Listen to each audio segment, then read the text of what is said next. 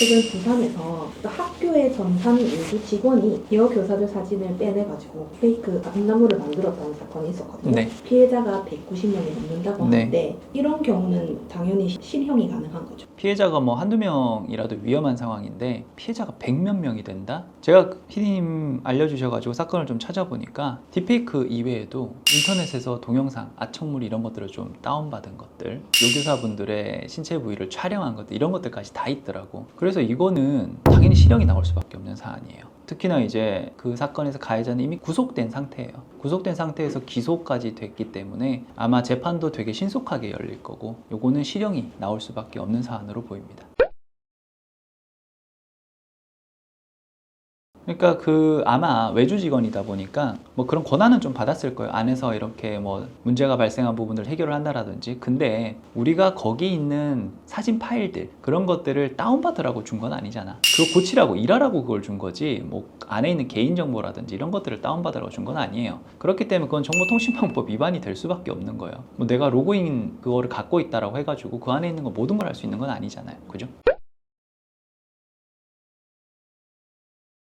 피해자들 입장에서는 이게 신고가 들어가게 되면은 경찰 쪽에도 그런 것들을 요청을 할 수 있어요. 그리고 경찰도 알려줍니다. 이런 사건에서 제일 걱정되는 게 뭐예요? 피해자 입장에서 유포라는 게 문제가 되잖아요. 그래서 경찰청 내부에서도 이런 것들이 혹시나 유포되지는 않는지 그런 것들을 확인하는 사람들이 많아요. 그래서 그런 것들이 혹시나 있다면 삭제나 조치나 이런 것들을 많이 지원을 해주거든요. 그래서 경찰 쪽에도 그런 도움을 요청을 하시는 것들이 있습니다. 그렇게 해서 유포 문제는 일단은 그런 식으로 대응을 하셔야 되고, 두 번째 뭡니까? 가해자에 대해서 최대한 엄벌을 탄원할 수밖에 없는 것들이잖아요. 그래서 본인이 피해를 받은 부분에 대해서는 확인을 하셨을 겁니다. 어떤 딥페이크가 만들어졌는지. 딥페이크도 종류가 되게 많잖아요.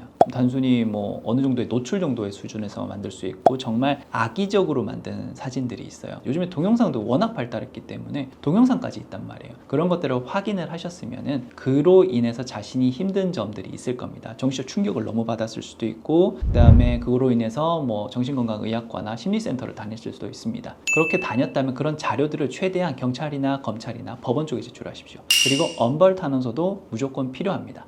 이걸 좀 가볍게 생각하시는 분들이 있는데 안 내시는 분들도 있어요. 엄벌 탄원서나 이런 것들을. 그런 것들을 최대한 내가 얼마나 힘든지에 대해서 작성을 하셔서 법원 쪽에 제출하시면은 법원에서도 해당 자료를 충분히 검토를 하고 양형에 반영을 하게 됩니다. 뭐 단체로 굳이 낼 필요는 없습니다. 아마 피해자 쪽에 피해자를 위한 국선 변호사가 다 붙어 있을 겁니다. 뭐 그 피해자 국선 변호사마다 뭐 10명이 배정이 될 수도 있고 뭐 이렇게 다 배정이 될 거거든요. 그래서 그분의 도움을 받으시는 게 좋습니다. 그렇게 하면은 뭐 탄원서를 제출할 때도 일괄적으로 좀 제출을 할 수 있을 거고, 그 다음에 혹시나 가해자 쪽에서 합의나 이런 것들을 요청을 할 수 있잖아요. 그러면은 당사자가 직접 받는다는 것도 되게 부담되죠. 피디님 입장에서 내가 피해자인데 가해자 쪽의 변호사로부터 연락을 받아 봐. 합의를 하자. 되게 부담될 수 있는 것들이잖아요. 그런 상황에서는 피해자 국선 변호사님을 통해 가지고 그런 의사나 이런 것들을 진행할 수 있습니다. 그래서 그 도움도 받는 것도 좋습니다. 일단은 이런 성범죄류, 특히나 이제 딥페이크 이런 것들 사건에서는 자신이 선처를 받는 데 있어서 제일 중요한 게 피해자와의 합의입니다. 피해자가 처벌 불원을 해줘야 돼요. 아까 뭐 얘기를 하셨던 거는 190명 정도 된다라고 하는데 실질적으로 딥페이크가 만들어진 거는 그거보다는 적을 거예요.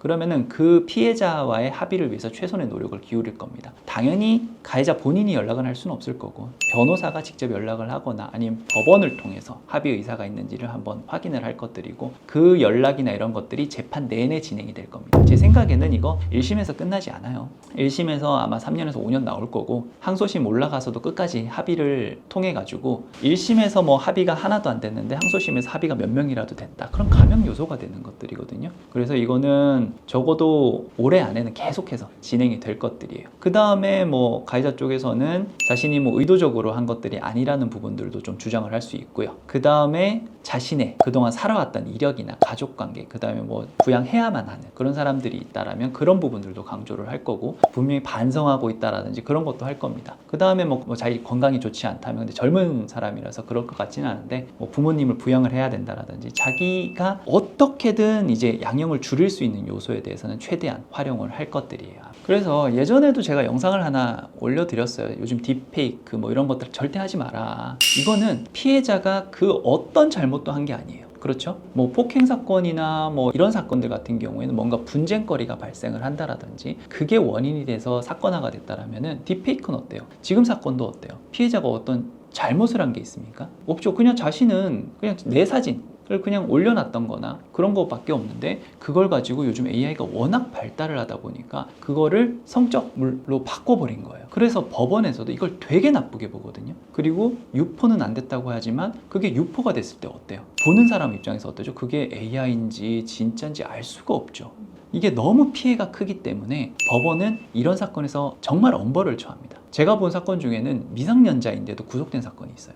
같은 학교 여학생들에 대해서 막 만들어 놓은 거야. 그렇기 때문에 절대 이런 유형의 범죄는 하시면 안 됩니다. 만약 이런 사건에 저질렀다라면 피해자에게 어떻게든 사과를 하셔야 돼요. 사과를 하시고 합의를 보셔야 됩니다. 아시겠죠? 그렇게 하셔야만 그나마 선처의 가능성이 생기는 것들이에요. 법원에 요즘 내린 판결 정도를 보면은 대부분 다 실형 징역형입니다. 아시겠죠? 절대 이런 범죄 저지르시면 안 됩니다. 피해자 입장에서는 너무너무 걱정이 되실 거예요. 그렇다면은 아까 말씀드렸던 것처럼 국선 변호사를 통해 가지고 자신의 의사를 충분히 밝히시고, 아시겠죠? 그런 것들을 통해서 가해자 쪽에 어떤 내가 원하는 수준의 처벌을 받을 수 있도록 자료를 제출하시는 것을 또 한번 해보시는 것들이고요. 이상 이원우 변호사였습니다.